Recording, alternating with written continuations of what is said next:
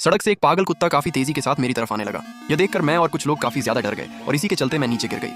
मेरे नीचे गिरते ही मेरे हाथ में चोट लग गई। मैं डर के मारे जल्दी से एक ही देवता की मूर्ति को उठाकर उसे कुत्ते के आगे कर दिया और मेरा खून लगते ही अचानक देवता की मूर्ति से एक रोशनी निकली जिसने कुत्ते को डर के मारे वहां से भगा दिया। साथ साथ वहां का समय अचानक ही रुक गया। यह देखकर सबसे पहले मैं काफी हैरान हो गई।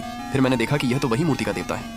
देवता अब उस मूर्ति से बाहर आ चुका था। फिर देवता ने मुझे कहा कि वह कई हजार सालों तक इस मूर्ति में कैद था, लेकिन आज मेरे खून की वजह से आजाद हो गया। फिर देवता ने अपने एहसान को चुकाने के लिए उसने अपनी दिव्य दृष्टि मुझे दे दी। इस दिव्य दृष्टि की मदद से मैं किसी भी चीज के असली नाम और उसकी असलियत को पहचान सकती थी। इसके बाद देवता अगले ही पल वहां से गायब हो गया और समय पहले जैसा हो गया। ये जानने के बाद मैं अंदर अंदर काफी खुश हो गई। मैंने अपनी दिव्य आंखों का इस्तेमाल करके वहां के सामानों को देखने लगी, जहां पर मुझे हर एक सामान की असली कीमत और उसकी असलियत के बारे में पता चलने लगा।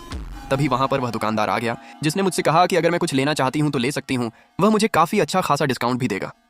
ये जानने के बाद मैंने अपनी दिव्य आंखों का दोबारा इस्तेमाल किया, जिसमें से मुझे कुछ खास चीजें दिखाई दी जिनकी कीमत बहुत ही ज्यादा थी, लेकिन यह बात दुकानदार को मालूम नहीं थी। लेकिन दुकानदार उन चीजों का मुझसे बहुत ज्यादा दाम मांगने लगा, लेकिन मैंने उसे साफ साफ कह दिया कि मैं उसे इतने सारे पैसे नहीं दूंगी। ना चाहते हुए भी दुकानदार मान गया। उसने मुझे कम पैसों में वह सारी चीजें दे दी। दुकानदार सोच रहा था कि उसने मुझे ठग लिया है, लेकिन असली कीमत तो उसे भी पता नहीं थी।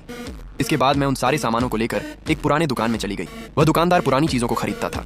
सबसे पहले मैंने उसे अपनी चीजें दिखाई। उसे देखने के बाद दुकानदार बोला कि यह कीमती नहीं है, लेकिन फिर मैंने उसे कहा कि तुम उसके कपड़े को देखो। जैसे ही दुकानदार की नजर मेरे लिए हुए कपड़े के ऊपर पड़ी, वह काफी हैरान हो गया, क्योंकि वह बहुत ही पुराना और काफी ज्यादा कीमती कपड़ा था। उसे देखकर वह काफी खुश हो गया। साथ ही साथ मुझे उस कपड़े के बहुत ही ज्यादा पैसे मिले, जिन्हें पाकर मैं काफी खुश हो गई। जिसके बाद मैं एक और दुकान के पास गई, जहां पर कई सारे लोग पत्थरों से कई सारे हरे और कीमती पत्थर निकाल रहे थे। यह देखने के बाद मैं भी अंदर चली गई। मैं चाहती थी कि मैं भी अपनी किस्मत को आजमा लूं।